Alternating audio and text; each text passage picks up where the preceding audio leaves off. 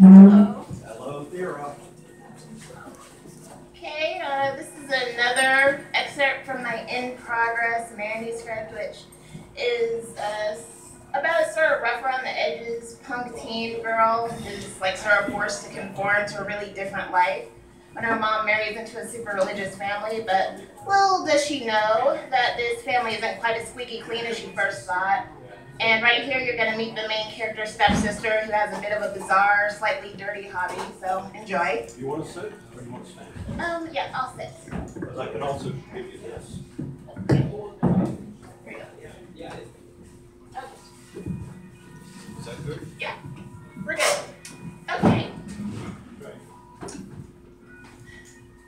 Raven was the only. Okay. That wasn't good. Raven was the only one awake when I got home. The first time I met my stepsister, I didn't expect us to get along. At first glance, she was like something from the happier days of the Cosby universe. The quintessential preacher's kid, the ideal everything. But no, as it turned out, the chick was actually sort of twisted.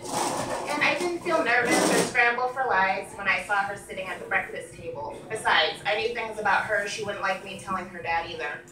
Why, good morning, you majestic lioness, you, she deadpanned, not looking up from her laptop. Where were you?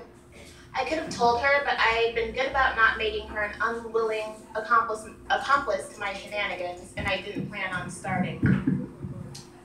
Just took an early... Is this okay? Okay. Just took an early morning walk, I said, specifically trying to sound like the fragments of my broken dreams weren't still lodged in my vocal cords. I only half succeeded, and she gave me a concerned look. Everything good? Nope, not even a little. Everything's great. How about you? Working on the new chapter? It was the latest in her epic series of post-revelations biblical fiction that she put online. In case you didn't know, fan fiction was one of the only ways a sheltered teenage girl with nearly every sight blocked in her house could read about the sex she wasn't having. And strangely enough, there was a section for the Bible on fanfic.net.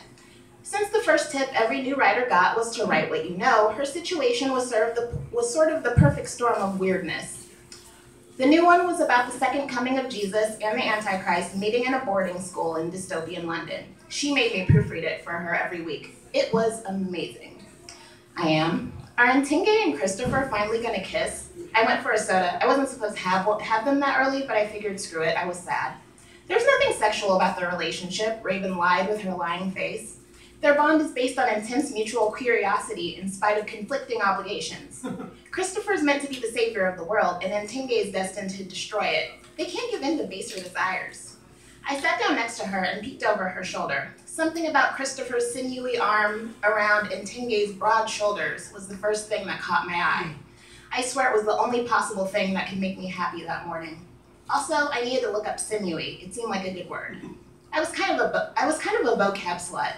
When I was 11, I was in a spelling bee and everything. I totally Akila'd that shit the first couple of rounds, but got eliminated the second to last at regionals and never signed up again. I didn't like losing. So, no on the kissing? I don't know. Maybe. If it goes that way, I probably shouldn't fight it. And there you have it. Exactly the sort of thing I was talking about. She was already dressed in a happy little sundress with cherry blossoms all over it. And her edges were so straight they could have cut a roast. She must have been up nearly as early as I was to look as put together as she did and still have time to work on her mercifully quiet secret hobby. I usually changed when I got back. I didn't feel like changing at the moment. I felt like drinking something flammable. I took off my jacket and pulled my spongy curls up into a hair tie I was using as a bracelet. I looked like a hobo, but at least it wasn't my pajamas. Although I did feel like my appearance was going to result in Pastor Walter amending the no pajamas downstairs rule. No pajamas or dressing like a hobo downstairs. Also, we're only wearing blue on Saturdays now because I'm crazy and that's the only thing that'll keep Tupac Shakur's ghost from stealing my sporting equipment. Something like that. I finished my soda quickly when I started to hear them shuffling around there. The bubbles burned my nose. I crushed the can in my fist and tossed it into the recycling bin on the other side of the room, leaving a trail of brown droplets spilled on the tile. Damn, I said, getting up to wipe the floor with a paper towel. The Keurig was programmed for 7. It was 6:58. Make sure it isn't sticky, Raven said. I sprayed a little cleaner down and wiped a second time. I don't know why I bothered. I was already screwed. I sat back down and thought one more time about changing. I'd never seen Raven look bad. I'd never even seen her look average, but she was born to Pastor Walter Haddock, neat freak extraordinaire. She could probably jump into the ocean and emerge perfectly clothed and made up through sheer force of will. I checked my phone again, 7 on the dot.